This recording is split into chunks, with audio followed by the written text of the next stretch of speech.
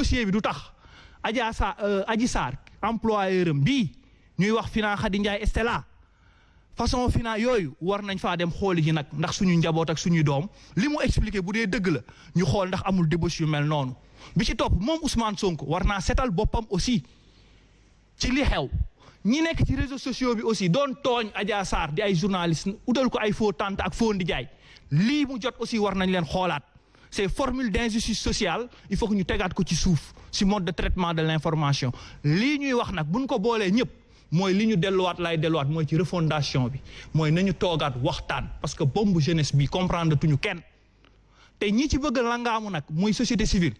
mooy parti politique yi bëgg régler waale seen compte ak président Macky Sall non l'heure n'est pas là-bas nañu bàyyi wax jooju ku si nekk nanga delluwaat ci sa parti mënuñuy jooy dëj am ñuy dem di wëri ay coalition ak ay coalition électorale loolu peut-être nañ ci ñëw Abou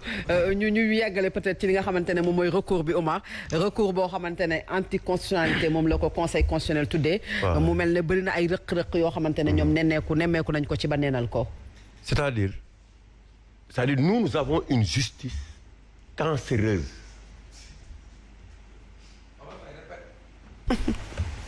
une justice cancéreuse. Le Sénégal n'a jamais eu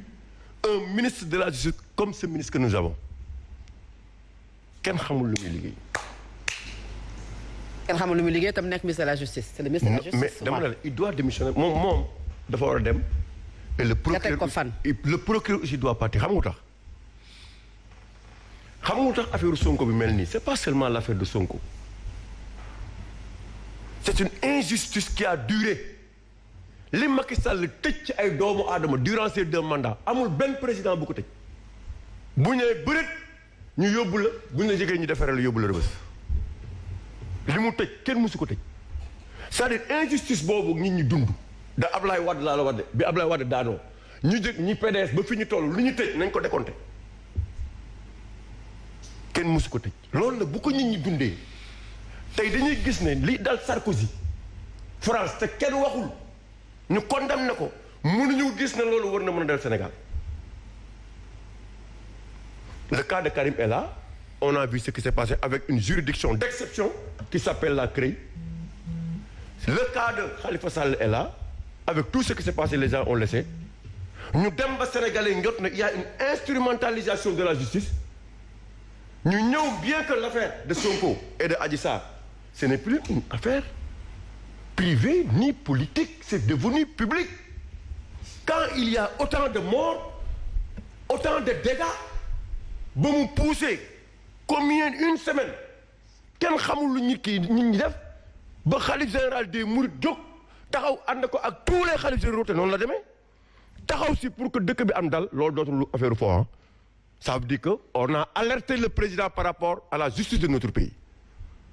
bien que aujourd'hui wax nañ ko kenn du dugg ci débat bi tous les 2 partis ont accepté d'aller au niveau du tribunal loolu la ñuy laaj on est d'accord pour que les 2 puissent partir ñu xool mais le peuple restera debout par rapport à non ce ne sera plus comme l'affaire de Karim Wade comme on a été emprisonné ak l'affaire de Khalifa Sall bii autant tu entends donc dire que Sonko est en contrôle provisoire un contrôle judiciaire autant aussi les gens le peuple disent que oui mais il y aura toujours aussi le contrôle populaire et ce contrôle populaire là c'est le peuple te fu dëkk bi nekk le peuple sera là-bas ñun duñu tuumal ay Masamba ak mu tuumal Matemba mais le peuple sera là-bas léegi lépp jeex na tous les 2 partis acceptés en procès mais jaratul débat ñëpp dañuy ànd ak moom mais Macky Sall na xam ne aussi justice bi ba ñuy xeex c'était pour avoir une justice équitable il y a eu plus de 14 morts sur ce problème-là sur ce dossier-là parce que xamu tax nit ñi dañu dem ba sonn au-delà des autres problèmes quand même mënuñu am justice boo xamante ni à chaque fois bu ko neexee tëj nit bu ko neexee indi épée Damoclès ñii bu ñu deful dara kenn leen bàyyi saa bu yàggee peuple bi mooy jóg te loolu lañ yaakaar ci affaire Sonko Sarkozy ngi nii tu as vu ce qui se passe mi ngi nii ñu oo ko dootu dañ leen di oo ñu dem uyu ji du ñu ànd sax ak nit ñu ñëw après toogal seen kër parce que ñooñu dañu xam ne seen réew dañu am une justice équitable et c'est ça que les gens attendent mënuñu continuer rek di dund dans cette situation là bu fekkee ne tey dañu dem ba dévier débat bi c'est parce que ñoom la Macky Sall du matin au soir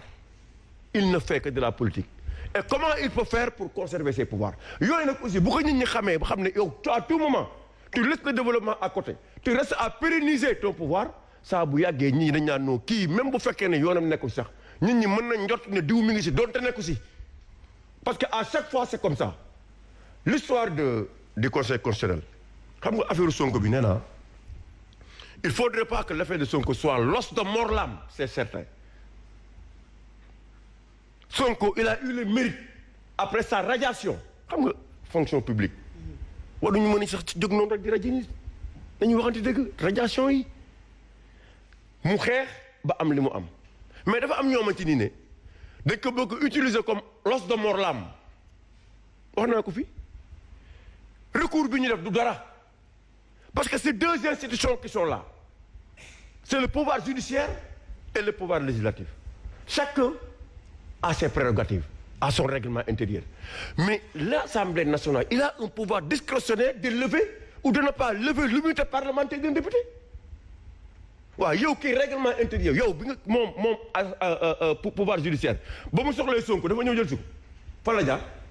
par l'Assemblée nationale dafa adressé une lettre au président de l'Assemblée nationale ne ko dama soxla diw pour enquête loolu rek la ko soxla ñu lever ko mu dem mais ñooñu nan lañu mën a taxawaatee ne dañuy def recours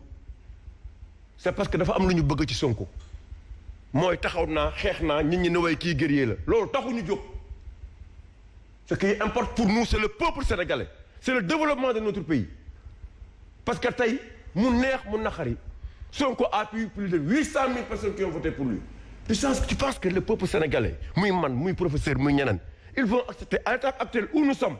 où le peuple a averti Macky Sall ne ko attention au-delà des situations que nous vivons nous ne voulons plus que cette justice soit instrumentalisée ba mu créer toutes ces conséquences dinañ ñëw di nangu yenn affaire yi c'est-à-dire loolu c'est du populisme ce que ces députés-là ont fait. Alors, c'est du populisme c'est des pratiques politiciennes c'est absolument rien. Omar mënuñu ko non dama lay expliquer. c'est-à-dire que loolu détail la xam nga Sonko def na li mu war def ba egsi fi mu teg si kuy dem na nga dem te yàlla tax mais di dem ci Sonko wala di ko wan ne maa ngi pour ut buzz c'est pas ça qui est important ñun ci dëgg la ñu nekk dëgg boobu moo tax nit ñi taxaw que ça soit de tous les côtés ku ci am dëgg ak ku ci amul dëgg dañuy xam ne li mu dëgg li conseil constitutionnel wax nag c'est la réalité dëgg la wax nañ dëgg ñee dañ ko defoon rek pour faire de la théâtralisation mais xam nañ ne loolu moom du aboutir alors maintenant ñun nag le peuple sur ce procès nous serons devant. alors c'est clair Omar mais professeur Omar mi ngi wax ne assemblée nationale populisme la mais ci règlement intérieur bu assemblée nationale liñ ci tënk moom mooy am nañu sañ-sañu jël recours yóbbu ko ci conseil constitutionnel bu fekkee ne dindi nañu malaanu kiirlaayu député ba pare est-ce que awuñu ci yoon bi et que conseil constitutionnel également am na sañ-sañ pour tontu leen comme ni mu leen tontee mu valider wala mu invalider. waaw xam nga soxna si Olof Ndiaye lay wax mu ne. yaa fi tax wax bu mu tax nga wax loo xamut man xaw ma ndax décision boobu conseil constitutionnel rejeté ko c'est normal ou non entre nous j'ai même pas eu l'information donc du ma ci mën a sori mais li ma mën a xam daal mooy conseil constitutionnel yàgg naa jeter le doute sur le cœur des Sénégalais et le discrédit sur lui-même Ablaye Wade bi mu fi amee 3e mandat ne du ko am peuple bi taxaw ci biti kan moo ko validé du conseil constitutionnel wala le président Macky Sall bi mu waxee ne 5 ans lay def wuccu lekkaat ko